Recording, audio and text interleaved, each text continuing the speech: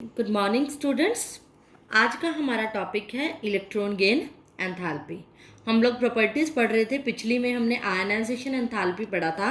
आज है हमारी इलेक्ट्रॉन गेन एंथैल्पी, जो कि बिल्कुल अपोजिट है आयनाइजेशन एंथैल्पी से। इसकी डेफिनेशन भी अपोजिट है, बिल्कुल देखिए। Energy released when an electron is added to an isolated gaseous atom. उसमें भी इलेक्ट्रॉन किस में हम किसकी बात करते थे? आइसोलेटेड की। आइसोलेटेड का मतलब होता है अकेला, फ्री स्टेट में। अब हम मान लो कोई भी किसी भी एटम की प्रॉपर्टी पढ़ते हैं, एक एटम की प्रॉपर्टी पढ़ेंगे ना कि उसके बहुत सारे ग्रुप की। एक आदमी की पहचान अलग होती है, उसके फ्रेंड्स के साथ उसकी पहचान अलग होती है। ऐसा तो नहीं है उसके फ्रेंड्स के साथ हम उसकी इकट्ठी प्रॉपर्टी पढ़ने लग जाएं। इसी तरह एक एटम की प्रॉपर्टी अलग होती है, ग्रुप ऑफ एटम्स की अलग होती हैं। एक एटम अकेले की के लिए वर्ड यूज़ किया जाता है आइसोलेटेड। गैशियस का मतलब, गैशियस में क्या होते हैं, एटम के जो पार्टिकल्स होते हैं बहुत दूर दूर होते हैं, इसीलिए गैशियस की पर्टिकुलर बात की हुई है। अब पॉइंट क्या है इसके अंदर, जो एनर्जी रिलीज हो रही है जब किसी एटम के अंदर इलेक्ट्रॉन ऐड होगा। कोई एटम है, उसका न्यूक्लियस है, ये उसके वैलेंस शेल है। कोई भी इलेक्ट्रॉन बाहर से आया, ऐड होगा और वो कहाँ चला जाएगा?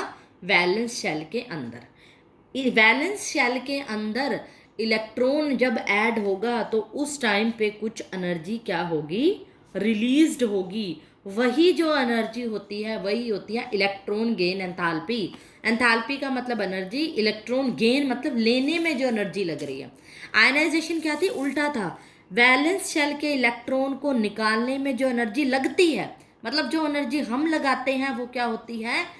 आयनाइजेशन। और जो इलेक्ट्रॉन डालने में, वैलेंस शेल में इलेक्ट्रॉन गेन करने में जो एनर्जी रिलीज्ड होती है, वहाँ पर आयनाइजेशन में एनर्जी रिक्वायर्ड थी और इसमें रिलीज्ड होती है, वो एनर्जी क्या होती है?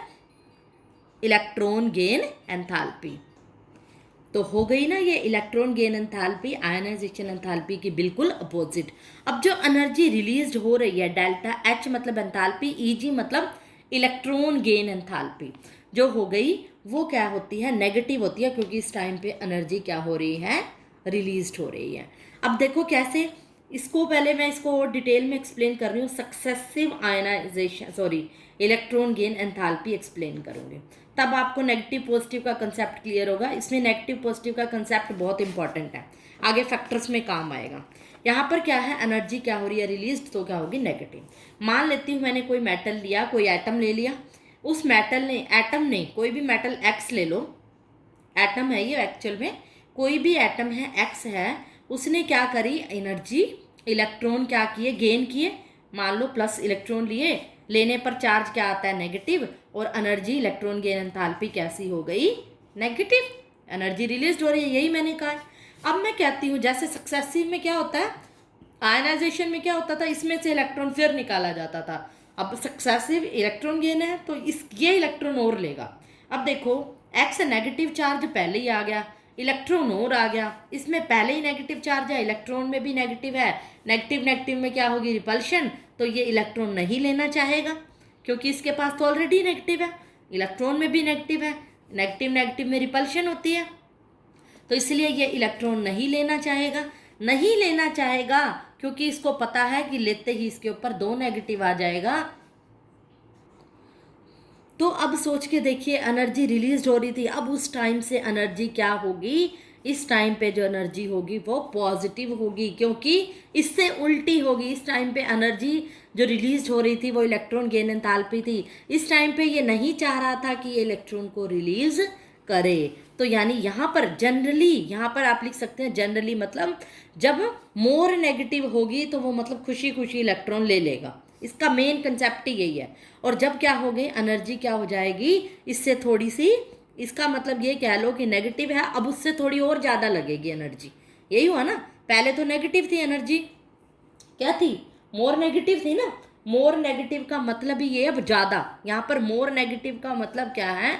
थोड़ी सी एनर्जी जो लग रही है, अब यहाँ पर क्या होगी? और भी ज़्यादा, मतलब यहाँ पर अपोजिट हो जाएगा इसका साइन, क्योंकि ये चाह नहीं रहा इलेक्ट्रॉन को लेना। इस टाइम पे जो होगी पॉजिटिव, ऑलवेज कह सकते हो। उसके बाद हमेशा एक इलेक्ट्रॉन लेने के बाद ये नहीं चाहेगा तो साइन क्या हो जाएगा? अपोजिट।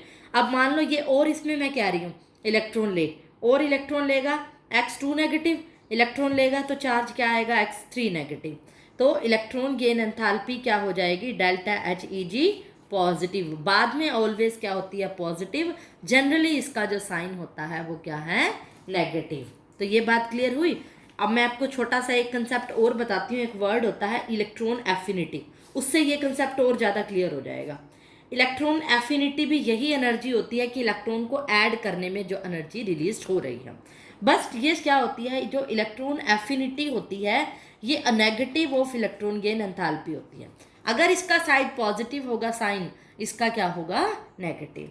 मीन्स मान लो कोई इलेक्ट्रॉन डाले गए किसी एटम में, तो हमें पता है उस पर साइन क्या आएगा, नेगेटिव। अगर मैं इसकी इलेक्ट्रॉन एफिनिटी की बात करूं, मुझे पता है एनर्जी रिलीज हो रही है, तो वहां पे इलेक्ट्रॉन एफिनिटी क्या होती है, पॉजिटिव। अगर यही एटम एक और इलेक्ट्रॉन ले ले, 2 इलेक्ट्रॉन ले ले, तो उस टाइम पे 2 नेगेटिव चार्ज, तो इलेक्ट्रॉन एफिनिटी क्या हो जाती है, नेगेटिव। इसी तरह x2 नेगेटिव ले ले, इलेक्ट्रॉन ले ले, x3 नेगेटिव बन जाएगा, इलेक्ट्रॉन एक्टिविटी एफिनिटी क्या होगी, नेगेटिव। तो आप इस पॉइंट पे गौर कीजिए, कंपैरिजन कीजिए कि इलेक्ट्रॉन गेन एंथैल्पी का और इलेक्ट्रॉन एफिनिटी का साइन क्या है, अपोजिट। मीन्स यहाँ पर जो एनर्जी रिलीज हो रही है, निकली है जो एनर्जी, वो क्या हुई है, एनर्जी पॉजिटिव, क्योंकि ये क्या है, अपोजिट है। इलेक्ट्रॉन एफिनिटी एंथैल्पी के क्या है, अपोजिट है। और इलेक्ट्रॉन नेगेटिविटी के अंदर हम उसकी बात करें, अगर गेन एंथैल्पी के अंदर फर्स्ट केस में क्या है, साइन नेगेटिव है, बाद में पॉजिटिव है। इसमें फर्स्ट केस में साइन पॉजिटिव है और बाद में नेगेटिव। तो आपके पास जो क्वेश्चन आते हैं वो इलेक्ट्रॉन गेन एंथैल्पी के ऊपर आते हैं कि किस फैक्टर पे अफेक्ट करेगा, कि इंक्रीज होगी या डिक्रीज होगी इलेक्ट्रॉन गेन एंथैल्पी। तो अब हम पढ़ते हैं इसके फैक्टर्स अफेक्टिंग। देखिए और ज़्यादा क्लियर होता जाएगा। फैक्टर्स अफेक्टिंग में पहला जो फैक्टर आता है साइज ऑफ एटम का, मैं बता रही हूँ कि साइज ऑफ एटम पे क्या फर्क पड़ेगा। आप खुद सोचिए, मोर नेगेटिव में कंफ्यूज मत होइए, पहले इंक्रीज डिक्रीज की लैंग्वेज में मैं आपको आंसर दे रही हूँ। अगर मैं कह रही हूँ किसी भी एटम का साइज क्या है, बढ़ जाता है, पहले इतना था अब बढ़ गया इतना, तो उसका न्यूक्लियस से और इनकमिंग इलेक्ट्रॉन से क्यों डिस्टेंस क्या हो जाएगा, बढ़ जाएगा। ऑब्वियसली यहाँ से और यहाँ से का डिस्टेंस क्या हो गया, बढ़ गया ना, क्योंकि वैलेंस ने क्या करना है, इलेक्ट्रॉन, इस न्यूक्लियस ने क्या करना है, इस इलेक्ट्रॉन को ऐड करके वैलेंस शेल में डालना है। अगर ये न्यूक्लियस से यहाँ तक का डिस्टेंस ही बढ़ जाएगा तो इसकी अट्रैक्शन क्या हो जाएगी, लेस। इसकी अट्रैक्शन क्या हो जाएगी, लेस। तो इलेक्ट्रॉन गेन एंथैल्पी यानी क्या हो जाएगी, डिक्रीज होगी। इलेक्ट्रॉन गेन एंथैल्पी की अगर मैं बात करूं, gain enthalpy, electron gain enthalpy E short में लिखा है, तो वो क्या हो जाएगी, डिक्रीज। क्योंकि हमें पता है जितना इजीली इलेक्ट्रॉन को वो ले लेता है, अट्रैक्ट कर लेता है, उतनी ज़्यादा इलेक्ट्रॉन गेन एंथैल्पी बढ़ती है। यहाँ पर बढ़ना जो वर्ड है ना, वो नेगेटिव का बढ़ना होगा। मतलब साइन वाइज देखेंगे ना हम, जैसे फर्स्ट स्टेप में मैंने बताया था कि ये पहले केस में पहला इलेक्ट्रॉन बड़ी इजीली लेगा क्योंकि उसके ऊपर कोई इलेक्ट्रॉन नहीं है, और उस टाइम पे साइन नेगेटिव आता है, लेकिन इलेक्ट्रॉन गेन एंथैल्पी क्या होती है, ज़्यादा होती है वहाँ पे। तो यहाँ पर नेगेटिव में कंफ्यूज नहीं हो ना, वैसे नेगेटिव कम होता है, लेकिन एनर्जी जब ज़्यादा लगती है तो यहाँ पर साइन क्या होता है, नेगेटिव। तो आपने ये कंफ्यूज नहीं होना कि जितनी इजीली इलेक्ट्रॉन लेगा उतनी ज़्यादा एनर्जी रिलीज होगी और साइन नेगेटिव आएगा। तो अगर हम इसकी बात करें कि साइज अगर बड़ा होगा तो इलेक्ट्रॉन को इजीली नहीं ले पाएगा, क्यों, इनकमिंग इलेक्ट्रॉन और न्यूक्लियस के बीच में डिस्टेंस ज़्यादा होगा। डिस्टेंस ज़्यादा होगा तो इलेक्ट्रॉन गेन एंथैल्पी क्या होगी, कम होगी। तो हम क्या कहेंगे, इलेक्ट्रॉन गेन एंथैल्पी अगर कम हो रही है तो साइन कैसा होगा, लेस नेगेटिव होगा। क्योंकि मोर नेगेटिव तो फर्स्ट केस में होता है जब वो बड़ी आसानी से इलेक्ट्रॉन ले लेता है, तो इस टाइम पे लेस नेगेटिव होगा, या ये कह लो पॉजिटिव होगा या फिर लेस नेगेटिव होगा। तो आपने आंसर इसका देना मोर नेगेटिव या लेस नेगेटिव की फॉर्म में भी बुक में आपको आंसर मिल सकता है। तो यहाँ पर इसीलिए जो सक्सेसिव वाला कंसेप्ट है ना, साइन फर्स्ट केस में नेगेटिव होता है फिर पॉजिटिव, इसीलिए आपको इलेक्ट्रॉन गेन एंथैल्पी में साइन चेंज होता रहता है, इसीलिए इसका आंसर जो है नेगेटिव पॉजिटिव की लैंग्वेज में दिया जाता है। अगर डिक्रीज हो रही है तो आप क्या दोगे, लेस नेगेटिव है। अब देखो दूसरा फैक्टर समझो, न्यूक्लियर चार्ज का। जैसे कि आपने आयनाइजेशन में कहा था, अगर मान लो किसी भी न्यूक्लियस के ऊपर चार्ज बढ़ जाता है, प्रोटॉन बढ़ जाते हैं, उसकी पावर बढ़ गई इलेक्ट्रॉन को खींचने की, ऑब्वियसली वो इजीली खींचेगा क्योंकि इसकी प्लस चार्ज को माइनस को खींचने की अट्रैक्शन पावर बढ़ जाती है, इजीली खींच गया, तो इलेक्ट्रॉन गेन एंथैल्पी क्या हो गई, बढ़ गई, क्योंकि यही एंथैल्पी होती है ना, इलेक्ट्रॉन को लेके रख ले वैलेंस शेल में, उस टाइम पे जो एनर्जी रिलीज होगी। अब इसकी पावर बढ़ गई, इजीली ले लिया, तो इलेक्ट्रॉन गेन एंथैल्पी क्या हो गई, बढ़ गई, ग्रेटर अट्रैक्शन है। अगर बढ़ने को हम क्या कहते हैं, मोर नेगेटिव, ये बात कंफ्यूज नहीं होना, अगर बढ़ जाती है तो इलेक्ट्रॉन गेन एंथैल्पी आप क्या कहोगे, मोर नेगेटिव है, घट जाती है तो लेस नेगेटिव है, बस यही वर्ड ध्यान रखना है आपने।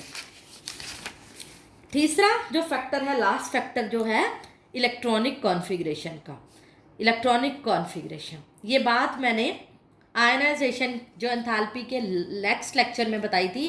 फैक्टर्स में मैंने आपको कहा था किसी बुक में दिए होते हैं, किसी में नहीं, वहाँ भी चाहो तो फैक्टर में लिख सकते हो, तो उससे रिलेट कर दूंगी मैं। अब इलेक्ट्रॉनिक कॉन्फ़िगरेशन मैंने आपको बताया था, जो स्टेबल कॉन्फ़िगरेशन होती है दो तरह की होती है, या तो जो फुली हो या हाफ फिल्ड हो।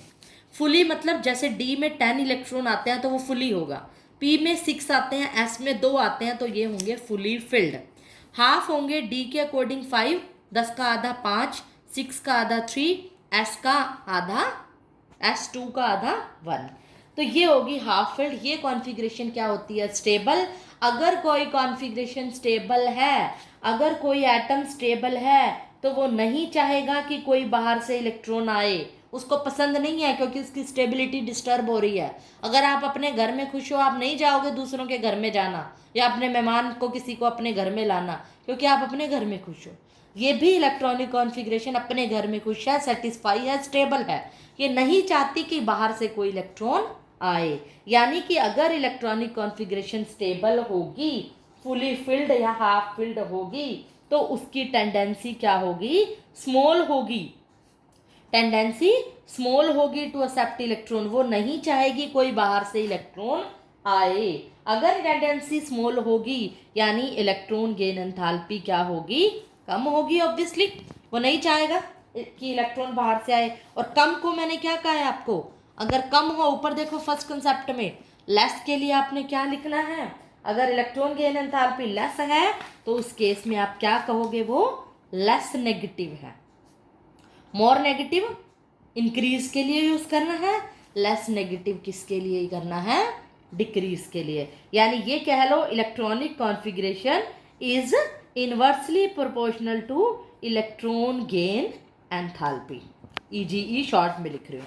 और जो न्यूक्लियर चार्ज हो गया, nuclear charge is directly proportional to electron gain enthalpy, कि इसके बढ़ाने से इलेक्ट्रॉन गेन एंथैल्पी बढ़ेगी, और जो साइज होगा वो भी inversely proportional to electron gain enthalpy, size के बढ़ने से इलेक्ट्रॉनिक जो इलेक्ट्रॉन गेन एंथैल्पी होगी वो घटेगी, इनवर्सली हो गया ना, तो घटेगी तो लेस नेगेटिव, बढ़ेगी तो मोर नेगेटिव। इस बात में अच्छे से क्लैरिटी आपको होनी चाहिए, क्योंकि हम इलेक्ट्रॉन गेन एंथैल्पी की कर रहे हैं। हाँ, अगर इलेक्ट्रॉन एफिनिटी करोगे तो इसका अपोजिट कर दोगे साइन। आई होप आपको ये सब क्लियर हो गया होगा। इसकी वेरिएशन भी है हमारे सिलेबस में, डाउन द ग्रुप और पीरियड, वो हम करेंगे नेक्स्ट लेक्चर में। That's all for today.